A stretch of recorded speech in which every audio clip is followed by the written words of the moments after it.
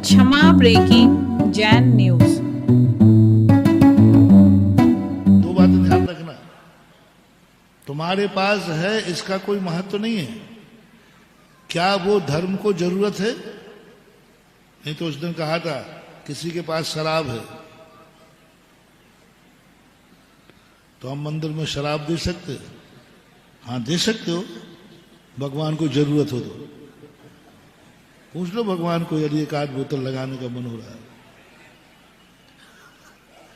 जरूरत हो तो दो, जरूरत नहीं है तो वो वस्तु भगवान लेगा ही। लेकिन कभी कभी हो जाता है। हमारे पूज्य ज्ञान सागर महाराज सन 1972-73 में सोने की नसिया में बैठे हुए थे, तो वहां विदेशी आते हैं बहुत सारे पर्यटक। वो महाराज को देख रहा था। सभी लोग आते थे, कोई बादाम चढ़ा रहा है, कोई लौंग चढ़ा रहा है, कोई द्रव चढ़ा रहा है, चावल, कोई पैसा भी। अब उसके पास उसने सोचा इन महाराज के पास जाने के लिए कुछ ना कुछ चढ़ाना पड़ता है। ये तो निश्चित है कि कोई एक वस्तु नहीं चढ़ाई जाती, क्योंकि पाटे पे पता नहीं कितनी वस्तु चढ़ी नहीं चढ़ी रहती सब। और सब लोग अपने डिब्बे में से निकाल के चढ़ा रहे। वो कम से कम आध घंटे लगभग खड़ा देखते उसने सोचा उसके पास उसके बैग में बोतल थी। वो सीधी जाकर के महाराज को बोतल चढ़ा दी। महाराज ने, पूज्यवर ज्ञान सागर महाराज ने जैसी बोतल देखी तो पढ़ते हुए उनकी गर्दन तो वैसे ही झुकी हुई थी, यूं करके देखा, डबल आशीर्वाद। शेठ जी भागचंद जी वहां बैठे हुए थे। उन्होंने कहा महाराज जी मैंने अर्घ बोल करके अर्घ चढ़ाया, मैंने अर्घ बोलकर अर्घ चढ़ाया तो मेरी तरफ देखे ही नहीं, आप पढ़ने में लगे थे। तो हमने सोचा भाई पढ़ रहे होंगे इसलिए नहीं देखा। और मैंने इतने जोर से अर्घ बोला तब भी मैंने, आपने देखा नहीं और आशीर्वाद नहीं दिया। और इसने बोतल चढ़ाई है शराब की और आपने 2 बार आशीर्वाद दिया। मुझे क्या मालूम कि डबल आशीर्वाद के लिए हमें क्या लेने देना। कल से हम बोतल लेके आए, मुझे तो आशीर्वाद चाहिए। आज पता चला कि तुम बोतल चढ़ाने पे आशीर्वाद है, मैं कल से लाऊंगा, आशीर्वाद लेना है मुझे। तब पूज्यवर ज्ञान सागर महाराज ने क्या कहा, सेठ जी उससे पूछो उसने बोतल चढ़ाई है कि महाराज का सम्मान किया है। उसको बताओ कि ये चढ़ाना पाप है, ये तुमने गलत चढ़ा दिया, वो रो पड़ेगा। उसको कहो कि भैया ये क्या कर रहे हो, महाराज है यहां शराब, वो तो महाराज का अपमान है, थोड़ा कह के देखो, वो रो पड़ेगा। और तुम बोतल लाए तो सीधे नरक जाओगे, ध्यान रखना, और मैं बिहार कर दूं। पात्र क्या था? कभी भगवान को चढ़ाने वाली द्रव्य मुंह में भर के ले जाती है क्या? लेकिन मेढक भगवान को चढ़ाने के लिए फूल कहां दबा के ले जा रहा है? देखा प्रमोद मत्ता कुसुमे नैकेन राजा गृह। समंत्रभद्र महाराज ने उसका उदाहरण दिया। मुंह में दबा के ले जा रहा, मुंह में दबा के ले जा, झूठा नहीं हो गया? तो महाराज हम लोग भी ले जाए तो अरे ले मत जाना, ध्यान रखना। वो कौन है? मेढक है।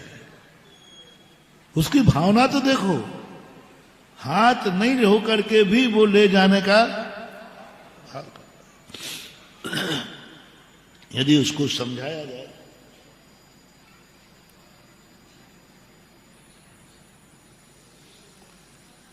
तो वो पश्चाताप करेगा। इतना पश्चाताप करेगा कि मेरे से अपमान हो गया महाराज का, ये अशुभ हो गया। सन 1981 की एक घटना और इसी से जुड़ी हुई याद आ गई। पूज्य गुरुदेव थे, हम लोग क्षुल्लक थे सब। एक ऐसे ही तखत लगा हुआ, ज्यादा ऊंची स्टेज नहीं लगी थी वहां, ज्यादा पब्लिक नहीं थी। एक सिंगल तखत पर आचार्य जी बैठे थे, हम लोग नीचे पाटों पर बैठे थे। आचार्य जी की प्रसिद्धि तो रही है। एक किसान आचार्य जी के दर्शन करने के लिए आया, ऐसी सुंदर फूलों की माला बनाई, मैंने ऐसी आज तक माला नहीं देखी। इतनी सुंदर हाथों से माला बना के लाया, महक रही थी। मोगरा के फूल, गुलाब के फूल, पता नहीं उसने जितने दुनिया के फूल थे सबकी माला बना के लाया। क्योंकि वो वैष्णव था, उनके साधु माला पहनते। और बस वो तो भीड़ में चलता है, हम लोग देख रहे हैं।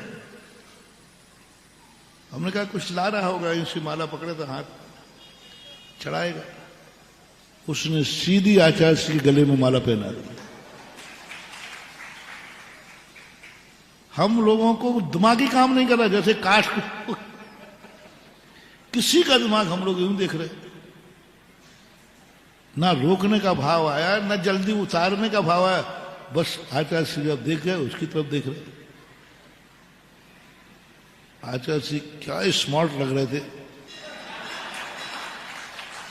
अपने आचार्य जी बहुत छोटी, वो तो उस समय जवान थे, गोरे चट्टे तो वैसे ही अपने आचार्य जी थे, सुंदर तो वैसे ही थे। और जो कलरदार फूलों की माला, उस समय वीडियो होता तो तुम लोग भी देखते। वहां उस समय इतने बड़े कैमरे, कोई कैमरे थे ही नहीं ज्यादा। और आचार्य जी इतने बढ़िया, वो अभी भी मुझे झूल रही है आचार्य जी की तस्वीर, इतनी बढ़िया। मैंने कहा कि हाँ देखो ये है सुंदरता। अब आचार्य जी तो तुरंत जैसी माला डाली, आंख बंद कर ली उन्होंने। तो हम लोग नहीं समझ पाए, मैंने कि शायद आचार्य जी भी आनंद ले रहे हो। और अब देखो नया छुल्ला किताब, जितनी अकल है उतनी तो सोचेंगे। और आचार्य जी ने उसको उपसर्ग मान लिया। क्या मान लिया? साधु पर उपसर्ग आ जाए तो वो स्वयं अपने हाथ से उपसर्ग को दूर नहीं करता। और हम लोग करने का सवाल ही नहीं अपन के भी, जब आचार्य जी को अच्छा लग रहा तो अपन क्यों उतारे। तुरंत वहां पर सांदेलिया जी बैठे थे, 2-3 लोग, वो तुरंत खड़े होकर के उन्होंने माला उतार दी। उसको डांटा, मूर्ख, साधु को माला पहना दी, कितना बड़ा पाप है, उपसर्ग किया है तूने। सब लोगों ने उसको डांटा। ओहो, किस कदर रोया, किस कदर रोया, रोता ही रहा।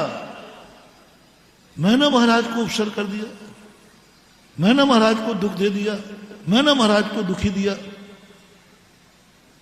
वो चुप होने को तैयार नहीं। इतना रोया कि उसको मूर्छा आने लगी,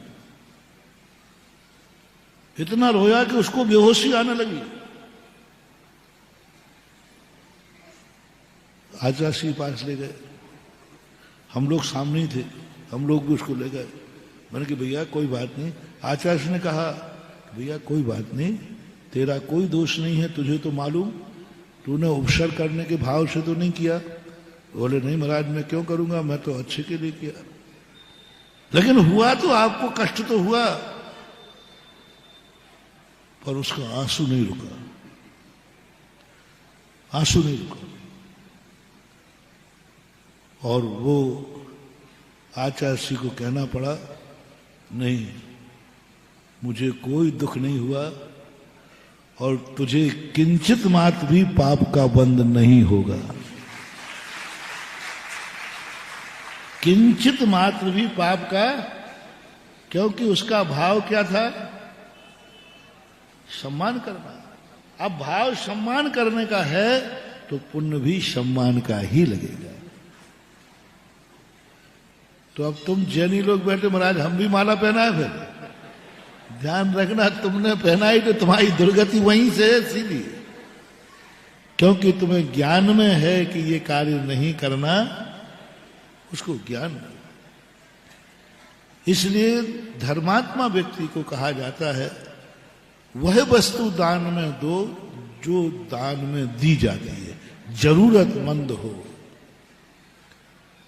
तो आप अपना दान का कोई भी चीज दान में दो, जो तुम्हारे पास है सब दान में दो। कोई दान धन का ही नहीं होता है, मन का भी होता है, तन का भी होता है। जिस माध्यम से तुम्हारी जिंदगी चल रही हो, जिस माध्यम से तुम अपने आप को भाग्यशाली मानते हो, ये वस्तु है, उसका एक अंश दान जरूर देना। ये आपका बहुत बड़ा मोटिवेशन है। किसको? पुण्यवान को नहीं, पुण्यहीन को।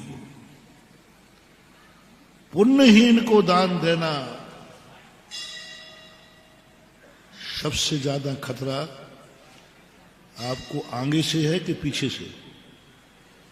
बोलो, आगे से खतरा ज्यादा रहता है या पीछे से? क्योंकि आंखें तो सामने आंखें होती हैं। खतरा पीछे से होता है। आगे तुम्हारे आगे पुण्यवान चल रहा है और तुम्हारे पीछे पुण्यहीन चल रहा है।